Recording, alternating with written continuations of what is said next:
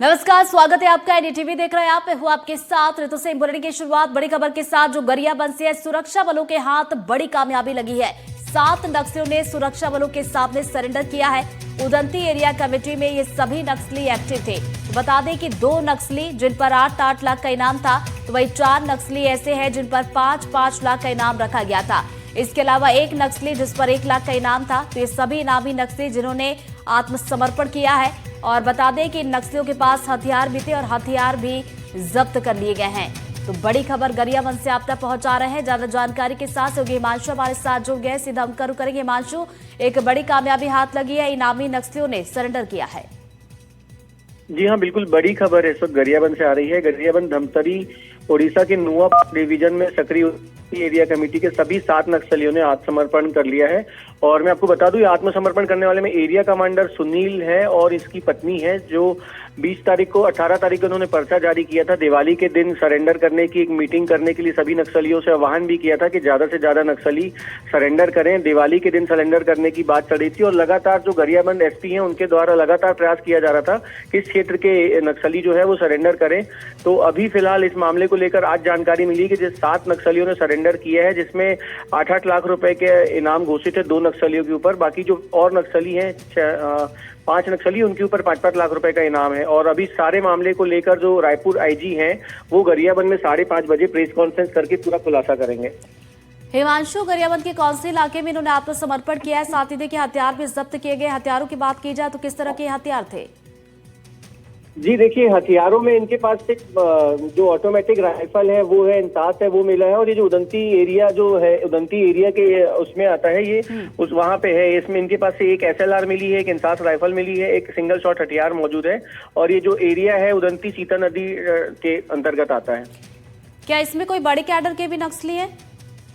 जी, ये जो सुनील है, एरिया कमांडर सुनील, इस एरिया में सबसे बड़ा नक्सली यही है। इससे जो बड़ा है वो गणेश उइके है, जो CC मेंबर है और जो वर्तमान में उड़ीसा में है। उसने ही सुनील के जो आह्वान है उस पे, सुनील के आह्वान पे जो गणेश उइके है उसने मना किया था कि वो सरेंडर नहीं करेंगे, वो सरेंडर करने नहीं जाएंगे। लेकिन सुनील इस एरिया का सबसे बड़ा कमांडर है और उसके कहने पर ही इन्होंने सरेंडर किया है। तो बिल्कुल ये नामी नक्सली जिन्होंने आत्मसमर्पण किया है, हथियार भी जब्त कर लिए गए। बहुत बहुत शुक्रिया हिमांशु आपका तमाम जानकारी के लिए। और सबसे पहले बात करेंगे मौसम के। मध्य प्रदेश के कई जिलों में तापमान में गिरावट हुई है। राजगढ़ में न्यूनतम तापमान 9 डिग्री दर्ज किया गया। नर्मदापुरम में सबसे ज्यादा 33 डिग्री पारा है। फिलहाल मध्य प्रदेश में बारिश को लेकर कोई अलर्ट जारी नहीं किया गया है। तो बड़ी खबर आपको पहुंचा रहे हैं। मौसम का हाल हम आपको बता रहे हैं। मध्य प्रदेश के कई जिले जहां पर तापमान में गिरावट अब देखने को मिल रही है और इसी गिरावट के साथ अब ठिठुरन लोगों को महसूस हो रही है। राजगढ़ की अगर हम बात करें तो यहाँ पर न्यूनतम तापमान 9 डिग्री दर्ज किया गया। वहीं नर्मदापुरम में सबसे ज्यादा 33 डिग्री पारा है। और फिलहाल मध्य प्रदेश में बारिश को लेकर किसी भी तरह का कोई अलर्ट जारी नहीं किया गया है। यानी कि देखिए, अलग अलग हिस्सों में जो हम देख रहे थे कि बेमौसम बारिश हो रही थी और उसकी वजह से किसानों की फसलों को सबसे ज्यादा नुकसान हो रहा था। लेकिन अब जो है, मौसम विभाग का पूर्वानुमान कहता है कि फिलहाल मध्य प्रदेश में बारिश नहीं होगी। अब ज्यादा जानकारी लेंगे, हमारे सहयोगी आकाश द्विवेदी हमारे साथ जुड़ गए। सीधा हम रुख करेंगे। आकाश, क्या कुछ कह रहा है मौसम विभाग?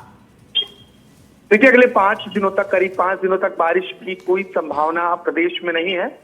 और अब धीरे धीरे तापमान नीचे आने लगा है, तापमान गिरने लगा, जिससे ठिठुरन बढ़ी है और गुलाबी ठंड की दस्तक क्योंकि पहले ही हो चुकी है, लेकिन तापमान में गिरावट के साथ ठंड का एहसास अधिक हो रहा है। खासतौर पर शाम होते ही सर्दी की एहसास होती है और देर रात तक, अगली सुबह तक आप सर्द महसूस कर सकते हैं। लेकिन जब सूरज बाहर निकलता है तो फिर हल्की जरूर राहत मिलती है।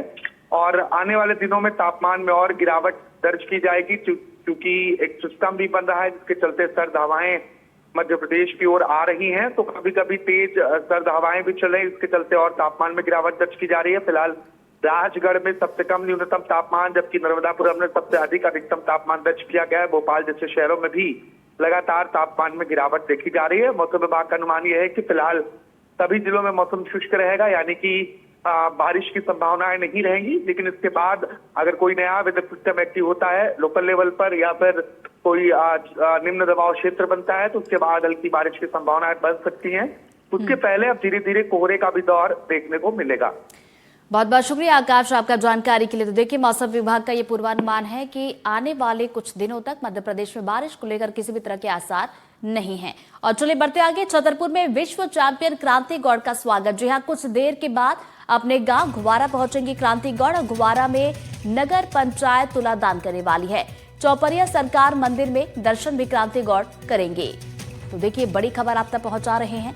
और छतरपुर में विश्व चैंपियन क्रांति गौड़ का स्वागत होना है। और जैसे देखिए, एयरपोर्ट पर जब वो पहुंची थी तभी उनका जोरदार स्वागत किया गया था। उसके बाद ये एयरपोर्ट से अपने गृहग्राम के लिए जब वो निकली, उस वक्त की ये तस्वीरें हैं। आप देखिए किस तरीके से तिरंगा शान से लहराता हुआ नजर आया। एक अलग अंदाज में क्रांति गौड़ नजर आई, जहां पर लोग उनका स्वागत करने के लिए पहुंचे। इस वक्त विक्ट्री साइन उन्होंने दिखाया कि किस तरीके से जीत हासिल की है और प्रदेश का मान बढ़ाया है।